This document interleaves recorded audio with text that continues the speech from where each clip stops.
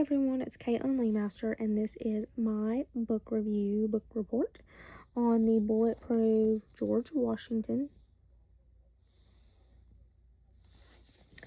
So, this was published by David Barton. It was originally published in 1990 by Wall Builders Press, with later editions published in 2002, 2003, and 2007. The book focuses on George Washington's early life, especially during the French and Indian War, and tells the incredible story of how he survived multiple battles that should have killed him. At the Battle of Mongolia in 1755, Washington had 2 horses shot out from underneath him and 4 bullet holes ripped through his coat, but he walked away unharmed. Native American warriors who witnessed this called him the man who could not be killed. I read this entire book, cover to cover, every word on every page.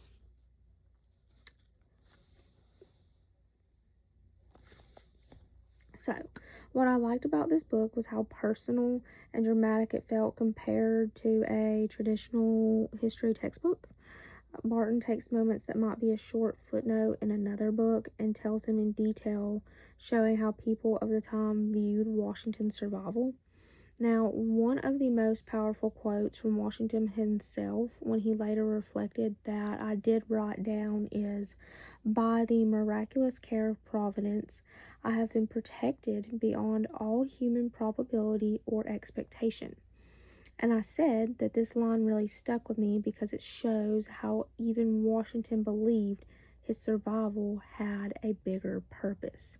And another moment that stood out was when an Indian chief reportedly told Washington himself years later that he had aimed directly at him multiple times but could not bring him down, saying Washington was, quote unquote, under the special guardianship of the Great Spirit. So for me, these stories made Washington feel like a lesser than a distant figure on money or monuments, and more like a real man facing fear, chaos, and even death, but yet still leading others with courage. I would recommend this book to anyone interested in U.S. history, especially students. It isn't a complete biography, but it has a powerful purpose because of its focus. The reading isn't hard, but it does repeat the theme of survival several times, but still I think that reinforces the point that his life was truly extraordinary. So, personally, it made me reflect on resilience. When everything seemed to be against him, Washington did not quit. That's something I want to carry into my own life and my future classroom. If a lesson fails or something doesn't go the way that I planned, then I can look at Washington's example and remind myself to keep going. Now, I personally wouldn't read this again just because I'm more of a fantasy, psychological thriller, YA book reader.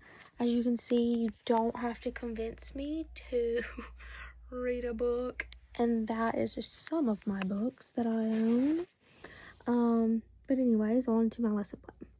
I built my lesson plan around the theme of courage and perseverance in the face of overwhelming odds. To start, I would read aloud the passage from the book that describes the 4 bullet holes in Washington's coat. Then I'd show students a historical illustration of Washington at the Battle of Mongolia. I'd ask them, what qualities do you think Washington showed that allowed him to keep leading in that moment? Next, students would role play as 1750s newspaper reporters. Their job would be to write a short article about Washington surviving the battle, using details from Barton's book and imagining how people of the time might have reacted. This connects history to literacy and creativity. Finally, we'd tie the theme back to the students' own lives. I would have them write a reflection on a time when they had to show courage or perseverance, even when things felt impossible. This plan meets social studies standards by using both a secondary source, Barton's book, and a primary source, Washington's own words in his letter, and it also helps students connect history to personal growth, which makes it more meaningful.